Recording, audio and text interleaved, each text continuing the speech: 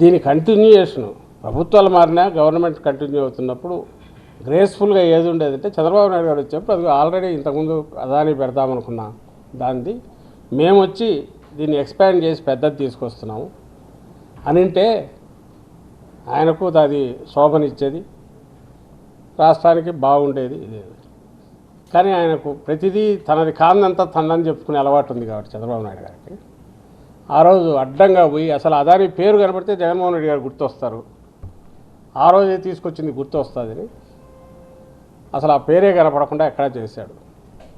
తర్వాత అంతా చేస్తే ఈ గవర్నమెంట్ ఇప్పుడు ప్రస్తుతం ఉన్న ఈ గవర్నమెంట్ ఇష్యూ చేసిన జీవోలేనే దాని మెన్షన్ వచ్చేసరికి తప్పించుకోలేకపోయారు. ఈరోజు అక్నాలెడ్జ్ చేయి కూడా ఆయన ఉన్నారనేది అక్నాలెడ్జ్ చేయకి తప్పని పరిస్థితి. సో ఇప్పుడు వాళ్ళు ఒకవేళ మేమే తెచ్చాము ఇది 5 ఏళ్ళు విధ్వంసం అంటే విధ్వంసం అనేది అప్పుడు ఇదిగో ఇప్పుడు జరుగుతుంది. నువ్వు దాన్ని ఏమంటారు, డీజిల్ తీసుకురాలేరు కానీ గూగుల్ తీసుకురాగలిగింది అనుకుందా జనం నవ్వుకుంటారు. ఇది ఖచ్చితంగా అడుగుతారు. డీజిల్ తీసుకురాలేడు గూగుల్ ఏం చేస్తాడు? అసలు ఆ డీజిల్ నువ్వు మామూలు నీకు వెహికల్ నడుపుకోవడానికి 2 వీలర్ నడుపుకోవడానికి నువ్వు సప్లై చేయలేను, పెట్రోల్ సప్లై చేయలేవు, నువ్వు పరిశ్రమలు ఏం చేస్తావు? పెద్ద పెద్ద పరిశ్రమలు వాటినే నిలపగలవు.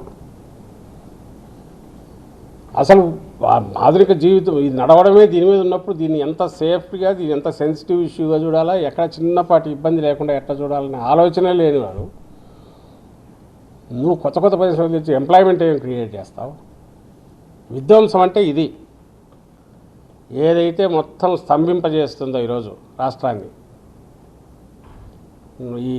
ఈ కొరత వీళ్ళు క్రియేట్ చేసిన కొరత వల్ల ఇలాంటివి 2-3 దెబ్బలు చాలు ఎకానమీ కంప్లీట్ దెబ్బతినడానికి, కుదేలైపోవడానికి. ఎవరికి కాన్ఫిడెన్స్ వస్తుంది ఇక్కడ వచ్చి నేను ఉండాలంటే ఇలాంటి గవర్నమెంట్ ఉన్న చోట?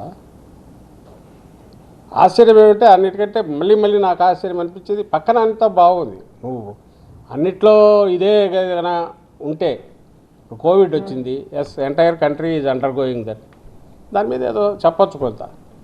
ఇక్కడ అంతా బాగుండి ఒక్క దగ్గర క్రైసిస్ ఉన్నా కూడా ఏమీ జరగనట్టే దాని గురించి చెప్పుకుంటూ పోవడం. ఇంకో పక్క చూడు, మేము బ్రహ్మాండమైన దీన్ని తీసుకొచ్చాం, ప్రపంచాన్ని మార్చేస్తాం, రాష్ట్రాన్ని కాదు ప్రపంచాన్ని మార్చేస్తాం చెప్పడం.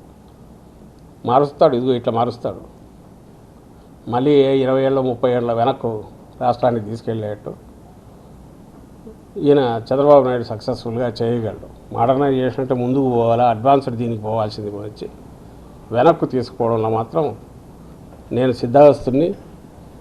దాన్ని ఎంతవరకైనా నేను చేయగలను, సిస్టమేటిక్గా చేయగలను అని ప్రూవ్ చేసుకుంటున్నాడు ఆయన. కాబట్టి ఆయన విధ్వంసకారుడు కాదు.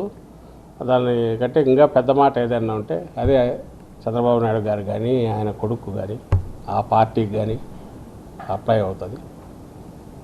దీన్ని అందరూ గమనించాలి.